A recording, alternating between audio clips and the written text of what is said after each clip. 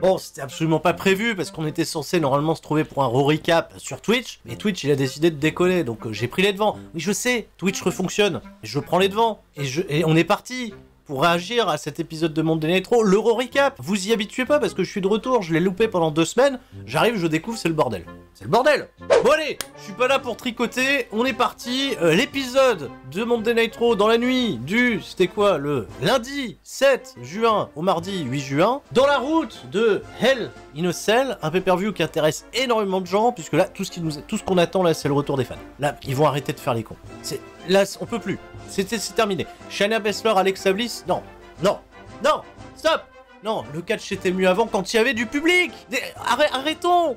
Où allons-nous? Et ils ont fait ça pour booster la 3e heure, hein. Attention, hein. La 3e heure, l'heure catastrophique. Il faut sauver la 3e heure. Bon, je serai quand même en live ce soir à partir de 20 h pour réagir encore et surréagir à tout ce qui s'est passé là lors de cet épisode de Raw. Et peut-être qu'on aura, à partir de 22 h par là-bas, des retombées sur les ratings ou pas, ou peut-être pas, parce que Showbuzz Daily fout la merde. On découvrira.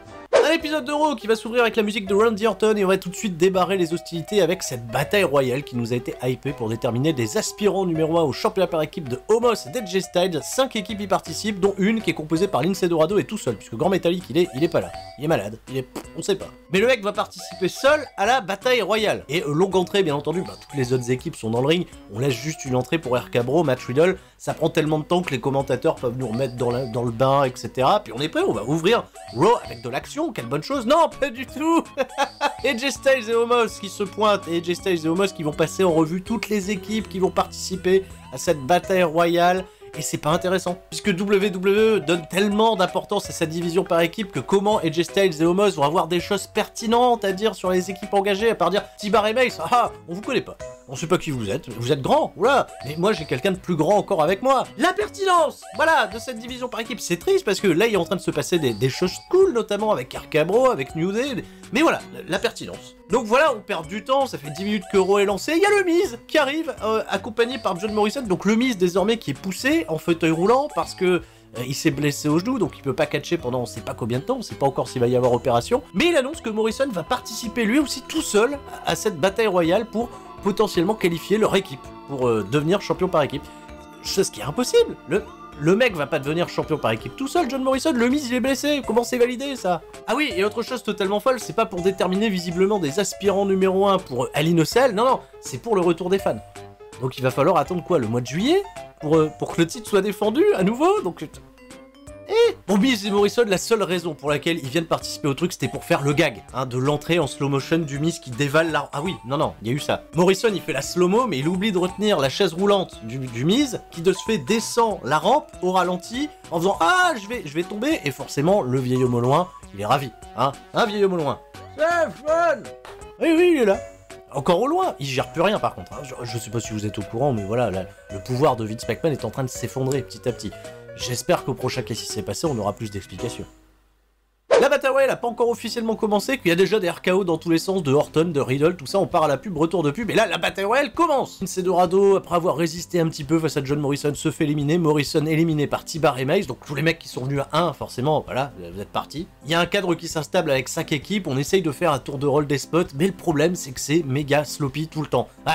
Je sais pas si c'est un problème de placement ou quoi, mais ça manque, tu vois, d'énergie naturelle, cette bataille royale. T-Bar et Mace se font éliminer, ce qui va laisser très peu de 8 pour la fin, parce que mis à part la relation un peu étrange entre le New Day, RK Bro, et encore, ils vont se tirer dans les pattes, il y a Riddle qui va se faire éliminer, Kingston éliminé, et les Viking Raiders qui vont rester en surnombre vont profiter pour éliminer tout le monde sans perdre un seul membre, et se payer une opportunité d'aller affronter, donc on sait pas quand, mais tard, visiblement, AJ Styles et Omos pour les championnats par équipe. C'était ok. Je suis pas contre l'idée que RK Bro ait pas leur opportunité tout de suite au titre, mais par contre les Viking Raiders, ouais, ça va bien combiner avec AJ Styles, avec Omos, ça restera un peu le mystère. On nous remonte des images de ce qui s'est passé il y a 2 semaines, ça a tombé, il n'y a pas eu de recap, il faut juste savoir que Nikki Cross, elle a, d'une semaine à l'autre, résisté 2 minutes face à Charlotte Flair, puis à Ripley. Et c'est attribué comme des victoires de Nikki Cross. La meuf, elle a réussi à résister 2 minutes dans des matchs, c'est considéré comme des victoires. Justement, on retrouve Adam Pearce et Sonya Deville qui sont désormais à nouveau sur la même longueur d'onde. Enfin bref, j'ai pas compris, il y a peut-être des trucs que j'ai zappé, peu importe. Charlotte Flair se pointe, elle dit oui, c'est honteux, je devrais affronter Nikki Cross ce soir. Rhea Ripley se pointe, elle fait non, c'est moi qui devrais affronter Nikki Cross. En fait, Nikki Cross, elle a juste tenu 2 minutes, les meufs veulent l'affronter, c'est la championne, qu'est-ce qui se passe? Adam Pearce et Sonya Deville ont conclu que ce serait bien que Charlotte Flair et Rhea Ripley fassent équipe ce soir face à Nikki Cross et une partenaire de son choix. Vous faites le calcul, hein. Il reste absolument plus personne dans la division féminine qui soit en solo. Réfléchissez, avec qui Nikki Cross va-t-elle faire équipe? Qui y reste comme babyface? Il y a que Asuka. Hein, bah vous allez le découvrir un petit peu plus tard, on verra si je me plante. Mais oui, c'est facile, t'as déjà vu le show, tu... Mais oui, mais je me planterai pas, bien sûr que non. On nous rappelle que le mardi c'est NXT, le mardi c'est DiBiase. Voilà, le programme le moins intéressant, je trouve en tout cas NXT, qui est hypé lors de cet épisode de Raw, avec l'annonce de Ted DiBiase au sujet de LA Knight et Cameron Grimes. Oh là là, c'est bien, elle a été diffusée qu'une fois, en tout cas sur la version que j'ai regardée, je vais pas vous m'amuser à faire des on nous remontre, etc. Mais bon, au moins vous savez que le mardi, il y a NXT.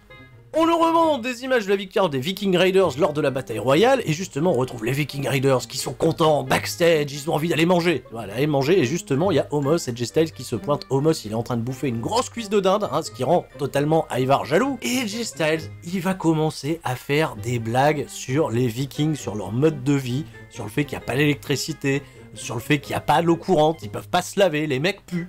C'est... On s'investit dans ce programme par équipe qu'on doit construire, je le rappelle, pour plusieurs semaines avant le retour des fans. Bien, PLS, hein, particulièrement présente. Un coucou à la table des commentateurs, au nouveau présentateur, lead announcer Jimmy Smith, qui fait du boulot décent. RAS. Mais surtout, on nous rappelle que ce soir, dans le main event, un angle avec Alexa Bliss. Oui, qui recevra Shayna Baszler dans le Alexa's Playground. Alexa Bliss qui va exiger à Shayna Baszler des excuses pour la poupée Lily. Vous regardez du catch. On nous remontre un long clip sur l'évolution du personnage d'Alexa Bliss qui a été sauvé par les ténèbres et à se comporter de manière totalement démoniaque. Le pétrole sur Randy Orton. On nous remonte des images du pétrole. Ça m'avait pas manqué, dis donc. Alors en revanche, pas une référence à Bray Wyatt, pas une référence au Fiend. Les mecs, ça pue. Ça pue grave. Est-ce que le personnage du Fiend va revenir un jour? Est-ce que Bray Wyatt est pas reparti pour une année, tu vois, d'exil pour repenser à un nouveau plan, pour être à nouveau pertinent, un peu plus de 2 ans? Ça fait flipper. Pas une référence au Fiend. Je sais pas, si ça vous avait flippé, vous aussi, dites-le dans les commentaires. Là, je flippe vraiment pour l'avenir de Bray Wyatt. Qui veut marcher avec Elias? Je sais pas, quelqu'un? Il y a encore des gens qui veulent marcher avec Elias? Il s'est retourné contre Jackson Ricker. On nous remonte d'ailleurs des images de ce qui s'est passé la semaine dernière. Les mecs avaient une opportunité pour devenir champion par équipe contre AJ Styles et Omos. Et ah, Elias, il a décidé de walk out en Jackson Ricker. Pour que faire? Eh ben, il va y avoir Elias pour Jackson Ricker. Et figurez-vous qu'avec Jackson Ricker, il a coupé ses tifs. Ils vont catcher pendant 2 minutes. Bon, c'est pas si déconnant jusque-là, mais Elias, il va décider de se barrer. Et Jackson Ricker qui gagne par count-out. Jackson Ricker, gros projet, babyface, peu importe. On nous remonte des images de l'excellent match, je tiens à le signaler, entre Kofi Kingston et Drew McIntyre. Comme quoi, il n'y a pas que du caca. Des fois, c'est bien, des fois, ça catch. Mais c'était un rematch déjà de la semaine précédente. C'est pour ça, l'intérêt a terriblement baissé. Et McIntyre, qui s'est donné une opportunité d'affronter à nouveau Bobby Lashley ce soir. La signature de contrat. Ce fait McIntyre, il vient en kilt. Hein. Lui, il vient signer son contrat. Lui, il n'y a pas de t-shirt, etc. Il vient avec son épée pour signer le contrat. Bobby Lashley, il va pas venir tout de suite. Ils vont mettre la musique de Bobby Lashley. Donc il y a Adam Pearce et la Deville, bien entendu, qui ont préparé les contrats, les instances, tout ça. Bobby vient pas, donc Drew McIntyre, et je dis, bah tiens, je vais en profiter, je vais raconter une petite histoire sur les rois d'Écosse, avec, je sais pas, il parle d'un mec qui était enfermé dans une prison, il parlait à une araignée. Voilà, hein, l'intérêt de Drew McIntyre, profondeur de personnage, il parle d'une araignée dans une toile. J'ai rien pigé, frère, qu'est-ce qui t'arrive? On perd du temps, il y a MVP qui apparaît dans l'écran géant et dit, on arrive, c'est bon, il est occupé, Bobby Lashley, ça se voit. Il y a Drew McIntyre juste avant qui a fait une petite référence à Bobby Lashley, il l'a comparé au Goodfather avec le Hot Rain. Sympa. Alors Bobby Lashley finit par arriver avec la nouvelle division par équipe féminine, j'en sais rien, voilà. Hop, clac, recommandation, un des deux. Là, il y a Bobby Lashley, il demande, si McIntyre, il a son opportunité, je veux que ça soit la dernière. Voilà. Mais tout le monde veut que ça soit la dernière. On en a marre, donc Bobby Lashley, tu marques un point, t'es le babyface. Et Drew McIntyre, il va demander à ce que ce match, ça soit un combat Hell in a Cell. Parce qu'il y a un pay-per-view qui s'appelle Hell in a Cell, sauf que il n'y avait pas encore un seul match Hell in a Cell annoncé. Peut-être qu'ils allaient garder ça pour, je sais pas, Angel Garza contre Drew Gulak. Vraiment. Bah oui, qu'ils vont mettre le match de championnat en Hell in a Cell. Mais vous êtes cons, vous le faites exprès.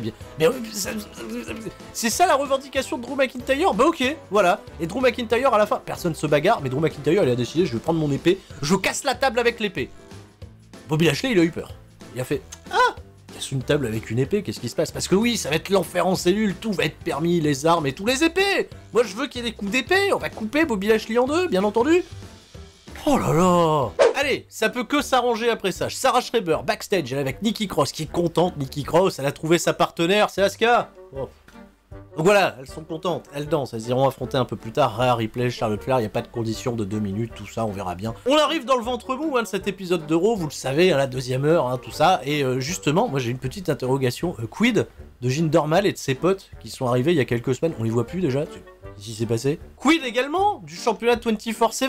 On a vu Akira Tozawa remporter le titre contre R-Truth et depuis, qu'est-ce qui se passe? C'est mort, y a plus rien, frère. Mais par contre, c'est pas quid de Sheamus et du championnat des États-Unis qui essaye de revaloriser cette mid-card en donnant du temps d'antenne à Humberto Carrillo, à Ricochet, justement. On nous remonte des images de la semaine dernière de Sheamus qui s'est fait péter le pif après avoir donné successivement des opportunités d'affronter Ricochet et Humberto. Le titre était pas en jeu et figurez-vous qu'il a perdu à chaque fois en 2 minutes et il s'est fait péter le blaze. Donc il revient, voilà, on voit des images, l'opération, qu'est-ce que c'est compliqué, il porte un masque, il est totalement en péril, il est à la table des commentateurs, mais il peut rien dire parce que...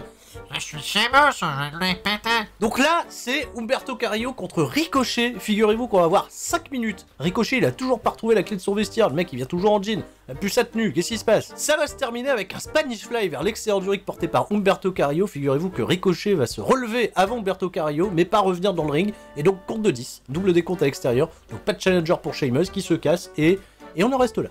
Quelle fin de match à la con. C'est bizarre parce que ça part toujours d'un bon sentiment, mais c'est la fin des trucs qui clochent à chaque fois. C'est fou. Là, par contre, ça part bien. C'est excellent. C'est peut-être mon segment préféré de tout cet épisode de Raw. C'est Kofi Kingston et Xavier Woods. Il y a MVP qui se pointe. Il veut parler à Kingston. Il lui dit j'ai pleuré à WrestleMania 35 quand t'es devenu champion, tout ça. Mais là, je me suis rangé auprès d'un champion qui vaut le coup. Bobby Lashley. Il reproche à Kofi Kingston d'être devenu trop gentil. Il a vu qu'est-ce que t'as fait à la fin de ton match contre Drew McIntyre. Tu lui as serré la main là. Il faut pas serrer des mains. Ça reste un business. C'est chacun pour soi, mec. T'es devenu trop gentil. T'es trop souple. Et il essaye de rentrer MVP dans la tête de Kofi Kingston. Kofi Kingston, il s'en défend justement en disant qu'il veut pas devenir un mec comme Bobby Lashley. En fait, on est en train de nous semer des graines pour un programme qui peut être super entre Bobby Lashley et Kofi Kingston, mais je me dis ça spoil totalement le résultat d'Hell in a Cell. Mais c'est cool, c'est très très chouette parce que se baser sur les pleurs de MVP legit lors de la victoire de Kofi Kingston à WrestleMania 35, tout de suite, frisson. Moi j'ai envie de voir ce programme. Là il faut pas nous décevoir, ça peut être dément. On nous remonte un clip pour Eva Marie, l'Evolution. Le clip est fantastique, t'as vraiment l'impression que la meuf, elle a sacrifié des moments de sa vie pour essayer de revenir, d'être la plus forte. Et ben on va être fixé la semaine prochaine. Un retour d'Eva Marie, c'est la semaine prochaine. Je sais pas si je ferai un Raw récap, mais en tout cas, ça, je vais être curieux. On va être agréablement surpris. On n'est pas prêt. Ou pas du tout, évidemment. Pas du tout. Arrêtez tout! Il y a Jeff Hardy qui a un combat de catch! Oui, en a contre un, on n'est pas à main event. Jeff Hardy, il vient, il va l'affronter Cedric Alexander. Il y a une histoire de on manque de respect aux anciens, etc. Ils vont faire un peu de catch là pendant 5 minutes et ça va être une victoire de Jeff Hardy sur Cedric Alexander. Peut-être pour démarrer des débats. J'ai vu que ça a beaucoup râlé sur internet en disant oui, ça enterre le momentum de Cedric Alexander, mais t'as vu où il était celui de Jeff Hardy? Il était au chiotte fois 1000. À un moment donné, on fait quoi? On donne une victoire à Jeff Hardy, fera un rematch la semaine prochaine, comme ça, voilà, Eugène Sacomano, on refait le match et tout le monde est content. Refait le match! Charlotte Flair, elle croche de Rhea Ripley backstage. On a bien compris que là elles vont faire équipe, mais qu'elles vont pas s'entendre dans le ring, donc elles vont se mettre des petits coups en douce. Hein, voilà, elles vont se provoquer. Ça va être ça, la ligne conductrice du match. On s'en doutait pas, donc ils ont mis un segment pour bien assister. Vous allez voir, elles font faire équipe, mais pas sur la même longueur d'onde. Allez, on est parti. Hop, Nikki Cross, elle vient au ring. Elle est contente, Nikki Cross. Elle est contente comme une meuf qui a pas été licenciée la semaine dernière. C'est pas mal, hein? Ah bah, elle passe entre les gouttes, bravo à elle. Asuka arrive, elle est contente de faire équipe avec Nikki Cross. Rhea Ripley et Charlotte, elles arrivent aussi, et elles peuvent pas s'entendre. T'es intéressé limite que par ça, parce qu'ils font être très très insistants. Ah non, mais les meufs, elles sont capables de s'envoyer des beignes, et ils partent à la pub, retour de pub, elles recatchent comme si de rien n'était. C'est fou. Nikki Cross, elle a résisté bien plus que 2 minutes. En fait, les meufs peuvent pas la battre. Donc, c'est Nikki Cross qui devrait être championne. C'est elle qui a le plus d'intérêt aujourd'hui dans la compagnie. Quand t'écoutes, elle a battu Rhea Ripley, elle a battu Charlotte. Mais non! Arrêtez de dire qu'elle les a battues. Elle a tenu 2 minutes. Mais c'est officialisé comme des victoires. C'est incroyable. Donc, qu'est-ce qui va se passer pour ce match? À un moment, Charlotte Flair et Rhea Ripley, elles peuvent pas s'entendre, elles peuvent pas se blairer, donc ça va partir en bagarre, et Charlotte Flair va porter son Natural Selection sur Rhea Ripley, Nikki Cross va en profiter pour faire le tomber. C'est humiliant pour Rhea Ripley. Voilà, Asuka et Nikki Cross, elles vont danser sur la table des commentateurs, Charlotte, elle est contente. Et là, on est dans la 3e heure. Hein. Ouf. Ce soir, dans le main event, on rappelle que Alexa Bliss, elle va exiger des excuses de Shayna Baszler pour avoir traité Lily de poupée stupide. Hein, vous êtes venus pour ça, quoi qu'il en soit, donc voilà. On nous remontre des images de la signature de contrat avec Bobby Lashley, voilà, il donne un coup d'épée Drew McIntyre sur la table, on a peur, c'est tout, ça sert à rien. Hein, juste pour nous rappeler qu'il y a Hell in a Cell, et que ça sera un match Hell in a Cell. Et on accueille dans le ring sans plus tarder Mansour, et j'ai oublié d'en parler un petit peu plus tôt dans l'émission, il y a Mansour, il s'est encore une fois fait accoster par Mustafa Ali en lui disant frère, il faut que tu sois un petit peu plus rude. En fait, Mustafa Ali, il donne des consignes à la MVP, tu vois, à Mansour, pour que la streak redémarre aussi. Et ouais, bien non, est-ce que la streak va redémarrer? C'est Mansour, il affronte Drew Gulak, ça a duré 2 minutes. À peine le temps de faire redémarrer la streak, parce que Drew Gulak, il a essayé de gagner en grugeant, en tirant le short là de Mansour, mais lui, il a réussi à retourner le tombé, et sans gruger, il a gagné. Donc Mansour, en fait, il a pas écouté Mustafa Ali, et Mustafa Ali, backstage, je sais pas s'il est content, s'il est pas content. Moi, j'aime bien voir catcher Mansour, j'aimerais le voir catcher plus longtemps, et même Drew Gulak, ça catche bien. Donc, petite opportunité pour la mid-card, peut-être un début de programme Mustafa Ali, Mansour, parce que pourquoi pas? Hein? Bon. Aussi, ça avait été annoncé un peu plus tôt, j'ai oublié d'en parler, retour de Matt Riddle dans le ring qui va affronter Kofi Kingston. On retrouve justement Matt Riddle backstage, il y a Randy Orton, il a pris la clé. Tu sais, ils ont leur petit truc là où il lui dit ferme ta bouche, tu prends la clé, tu refermes la clé, il lui rend la clé. Là hop, ça y est, Matt Riddle, il recommence à parler, il parle de ah, j'ai hâte que les shows reprennent avec le public, etc. On pourra aller manger au Burger King, t'as bien mangé au Burger King. Randy Orton, il est saoulé, il redemande la clé, il va pas l'accompagner Matt Riddle pour aller à son match contre Kofi Kingston parce que il gave. Hein, et est-ce que, oui, vous me demandiez le book de Randy Orton. Moi, ça me choque pas le book de Randy Orton. Par contre, il a perdu 20 kilos, frère. Là, peut-être futur cruiserweight, Randy Orton. T'as pas remarqué qu'il a perdu de la masse? C'était tout ce que j'avais de pertinent à dire. Non, le duo, la chimie, tout ça, c'est plutôt cool. Le match, on est parti. Kofi Kingston contre Matt Riddle. Il y a Xavier Woods aux abords du ring qui va commencer à faire un petit peu de trombone pour agacer Matt Riddle, justement. Donc, il va se laisser déconcentrer. Donc, Randy Orton, il se pointe. Et puis, il va casser la gueule de Xavier Woods parce que c'est mérité. Le match est très cool. Il y a quelques botches. C'est un peu dommage. Mais il y a plein de choses très, très innovantes, notamment dans le catch de Kofi Kingston. Et c'est assez agréable à regarder. Matt Riddle, à un moment, va se laisser pousser des ailes. Il va vouloir reprendre un petit peu les mimiques de Randy Orton. Il va vouloir faire le drip tip DDT. Il va le passer. Derrière, il va vouloir faire le RKO. Il va prendre son temps, tu vois, pour amener le RKO. Mais Randy Orton, il fait la gueule. Il dit, mais non, tu perds du temps. Il fait quoi, Randy Orton, dans ses matchs? Il perd du temps à chaque fois parce que Matt Riddle, il le copie conforme. Donc, esquive de Kofi Kingston qui porte le Trouble in Paradise. 1, 2, 3. Randy Orton est dégoûté. Belle victoire pour Kofi Kingston et Xavier Woods qui repartent, bien entendu, bras dessus, bras dessous pour Randy Orton et vis-à-vis de Riddle. La situation reste complexe, mais c'est bien, on prend du temps, on installe un climat, et il y a nul doute, hein, au retour des fans, ça va être méga over cette affaire. Allez, c'est parti. Le drame devait arriver, il arrivera donc maintenant. On nous remonte des images de ce qui s'est passé la semaine dernière, avec la victoire de Reginald, en short, qui a battu Shayna Baszler, figurez-vous, parce que, attention, le feu, le poteau dans le coin, il a pris feu, oh là là, qu'est-ce qui se passe? Reginald, il a été invité derrière au Alexa's Playground et Shayna Baszler est venue l'attaquer, et c'est là qu'elle a dit à Lily que c'était une poupée stupide. De ce fait, Shayna Baszler, elle remonte le backstage, elle croise Nia Jax qui lui dit oui, t'as attaqué Reginald, il est pas là aujourd'hui. Mec, il est tombé d'une balançoire, il doit poser un arrêt, quoi, c'est chaud. Shayna Baszler, elle reproche à Nia Jax de se laisser déconcentrer par Reginald, et c'est à cause d'Alexa Bliss et de sa poupée à la con, là, que elles ont perdu les championnats par équipe, qu'elles sont plus sur la même longueur d'onde, qu'elle fout le bordel avec Reginald. Donc là, elle va aller régler le problème. Et Nia Jax, elle met en garde Shayna Baszler. Elle lui dit, je connais bien Alexa Bliss. Elle a changé. Hein, c'est plus la même. Elle fait peur.